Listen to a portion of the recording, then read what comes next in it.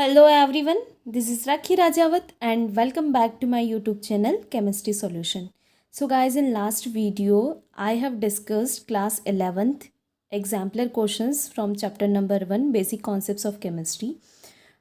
That was part 1 क्योंकि उसके कुछ क्वेश्चंस बाकी थे और उसमें मैंने क्वेश्चन नंबर 8, 9, 10 दिया था एज आपको सॉल्व करने के लिए।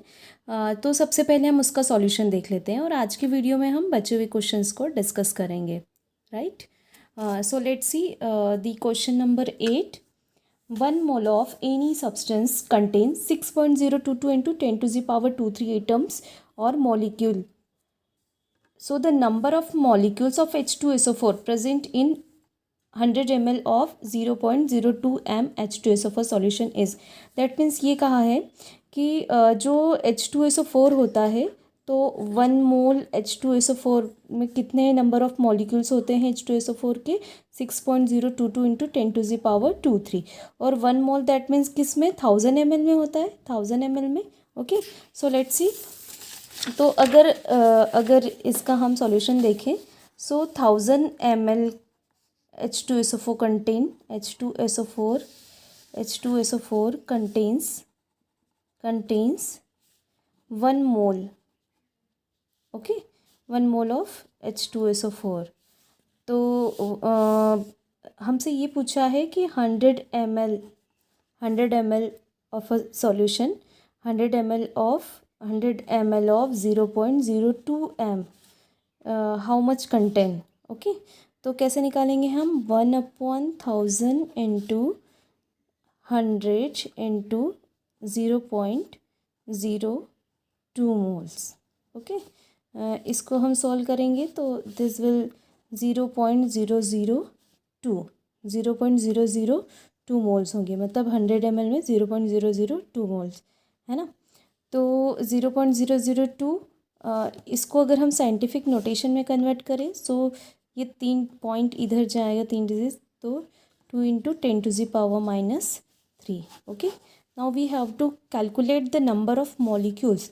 नंबर ऑफ मॉलिक्यूल्स कैलकुलेट करने के लिए क्या करेंगे 2 into 10 to the power -3 into किससे मल्टीप्लाई करेंगे 6.022 into 10 to the power 23, okay. तो इसको हमने जब साइंटिफिक नोटेशन वगैरह पढ़े तो सॉल्व कैसे करते हैं हम जानते हैं। So 2 into 6.022 into 10 to the power 23 -3 हो जाएगा ये, okay. So this will become 12.044 into 10 to the power 20। This is our answer. So let's see the options में अगर हम देखें तो 12.044 into 10 to the power 20, 6.022 into 10 to the power 23, okay। So this is the right answer.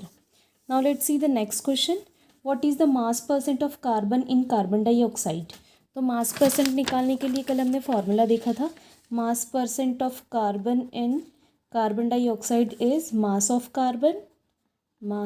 Carbon divided by total mass of compound, mass of CO2 लिख सकते हैं multiply by 100, okay, क्योंकि percentage निकाल रहे हैं।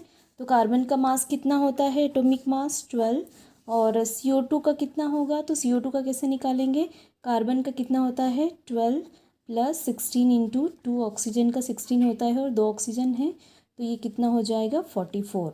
सो 12/44 इंटू 100, ओके। इसको cancel करेंगे तो this will become almost 27.27%, okay. So let's see the option 0.034%, 27.27%, तो this is the right answer.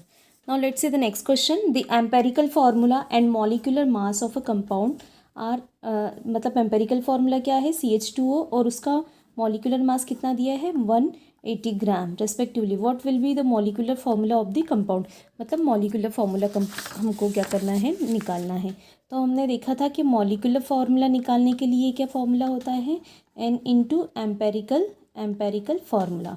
और N फैक्टर कैसे निकालते हैं, N equals to molar mass upon empirical formula मास।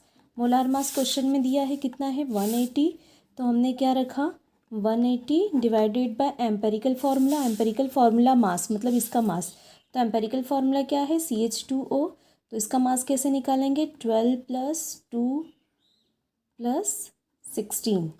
तो ये कितना हो गया, 16, 18, 18 then 20, sorry this will become 30 और ये 6 आएगा, मतलब एन फैक्टर कितना आया, 6। सो कैसे करेंगे, molecular formula equals to 6 into empirical formula CH2O, so this will C6H12O6, मतलब मॉलिक्यूलर फार्मूला क्या आया, C6H12O6 और ये क्या है, glucose. Okay, so let's see the option, C9H18O9, नहीं ये भी नहीं है, CH2O तो एम्पेरिकल फार्मूला है, C6H12O6, so this is the right answer. Okay, so this is the remaining questions. Now let's see the next questions.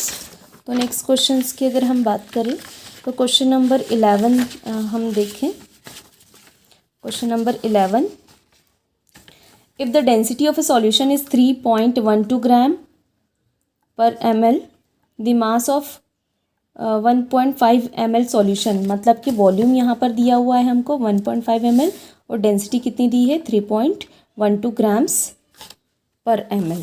ठीक है, तो फॉर्मूला क्या होता है, मास डेंसिटी का फॉर्मूला क्या होता है, density equals to mass by volume, density equals to mass by volume. निकालना क्या है हमको, मास, तो मास निकालने के लिए फॉर्मूला क्या हो जाएगा, mass equals to density into volume. तो डेंसिटी हमको दी हुई है क्वेश्चन में, कितनी है डेंसिटी क्वेश्चन में दी हुई, 3.12 ग्राम, 3.12 ग्राम्स इंटू वॉल्यूम कितना है 1.5 ml। ठीक है, तो इसको मल्टीप्लाई करेंगे हम, तो आप पॉइंट हटा के भी डायरेक्ट 15 से इसको मल्टीप्लाई कर सकते हो। ठीक है, सो दिस विल बिकम 4.68, 4.68 ग्राम्स। ठीक है, 4.68 ग्राम्स अगर है तो आपने राउंडिंग ऑफ का रूल सुना होगा, राउंड ऑफ करना हो हमको, तो ये जो डिजिट है इसके बाद वाली ये मतलब 5 से अगर ज़्यादा है ना, तो ये क्या हो जाएगा, उसके एक आगे वाली डिजिट लिखेंगे हमको, तो 6 की जगह क्या आ जाएगा, ये 4.7, तो 4.7 grams is the answer. So let's see the option, 4.7 gram, 4680 into 10⁻³ gram, 4.680 gram, so this is the right answer, right? Which of the following statement about a compound is incorrect? इसमें से कौन सा statement incorrect है? A molecule of a compound has atoms of a different elements, तो किसी भी compound का जो मॉलिक्यूल होता है उसमें डिफरेंट एलिमेंट होते हैं, तो डिफरेंट एलिमेंट होते हैं, फॉर एग्जांपल H2O, तो ये एक मॉलिक्यूल है, इसमें 2 अलग अलग एटम, हाइड्रोजन ऑक्सीजन हो, लाइक CO2, इसमें भी 2 अलग अलग एटम हैं, तो ठीक ये राइट है, इनकरेक्ट नहीं है। A compound can not be separated into its constituent by physical method of a separation, तो फिजिकल मेथड सेपरेशन से हम किसी भी कंपाउंड को अलग कर ही नहीं सकते हैं, स्पेशल मेथड्स रिक्वायर्ड होती है। A compound retains the physical property of its constituent element, तो ये ऑप्शन में ये बताया है कि किसी भी कंपाउंड जो है वो जिस कॉन्स्टिट्यूएंट से बना है उनकी फिजिकल प्रॉपर्टीज़ रिटेन होती है, एज इट इज़ होती है, तो ये बिल्कुल भी पॉसिबल नहीं है ना। तो this is the wrong statement, तो option which is the right option, C, the ratio of atoms of different element in a compound is fix, तो ये तो होता ही है, फिक्स्ड रेशो होता है। Okay, so C is the right option. Next, let's see the next question. Which of the following statement is correct about the reaction given below? For Fe solid plus 3O2 gas to Fe2O3. So let's see first, क्या ये balance है, 4Fe, 2 2 ज़ा 4, 4 iron इधर भी है, इधर oxygen 3 2 ज़ा 6, इधर भी कितना है 3 2 ज़ा 6। So let's see the statements. Total mass of iron and oxygen is in reactant is equals to total mass of iron and oxygen in product, therefore it follow law of conservation mass. So yeah, this is the law of conservation mass, क्योंकि law of conservation mass के according क्या कि जो जितना reactant है उतना ही क्या बनता है product, that means mass neither can be created not destroy, सिर्फ वो क्या होता है चेंज होता है, तो आयरन ऑक्सीजन मिलकर आयरन ऑक्साइड बनाया, right. So this is the right statement, ये ऑप्शन क्या होगा, सही होगा। बाकी options, total mass of reactant is equals to total mass of product, तो ये मल्टीपल प्रपोर्शन है क्या, नहीं है ये मल्टीपल, क्योंकि ये कौन सा है, law of conservation of mass. Okay, so ये इसका राइट आंसर है. Let's see the next question. Question number 14 जो है, which of the following reaction is not correct according to the law of conservation mass. Law of conservation mass के according क्या होता है कि जितना रिएक्टेंट है वो किसके बराबर होना चाहिए, मास ऑफ द प्रोडक्ट के बराबर होना चाहिए. इसमें देखते हैं 2mg प्लस O2 2mg हो, तो ये तो सही है, लॉ ऑफ मास कंजर्वेशन के अकॉर्डिंग है. C3H8 प्लस O2, तो यहाँ कार्बन 3 है, CO2 प्लस H2 बना है, तो 3 कार्बन है लेकिन इधर एक ही कार्बन है, मतलब ये बैलेंस नहीं है, तो ये लॉ ऑफ कंजर्वेशन मास के अकॉर्डिंग नहीं है. सो this is the right option. Okay, let's see the next question. Question number 15 and the last question. Which of the following statement indicates that law of multiple proportion is being followed. मतलब law of multiple proportion इसमें से किस में follow हो रहा है. तो law of multiple proportion क्या होता है कि when two elements combine and form a different compounds. दो एलिमेंट अगर कंबाइन होते हैं और डिफरेंट एलिमेंट क्या करते हैं, फॉर्म करते हैं, तो उसमें एक जो एलिमेंट होता है वो दूसरे एलिमेंट इसका जो कॉम्बिनेशन होता है वो मल्टीपल प्रोपोर्शन में होता है ना.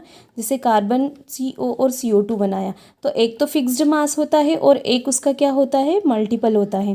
सपोज कार्बन का कितना है 12, यहाँ ऑक्सीजन 16 है ना, यहाँ कार्बन 12 ही रहेगा, ये फिक्स्ड रेशो है, और ये जो ऑक्सीजन है ये कितना हो गया 32, तो ये क्या हो गया इसका मल्टीपल प्रोपोर्शन.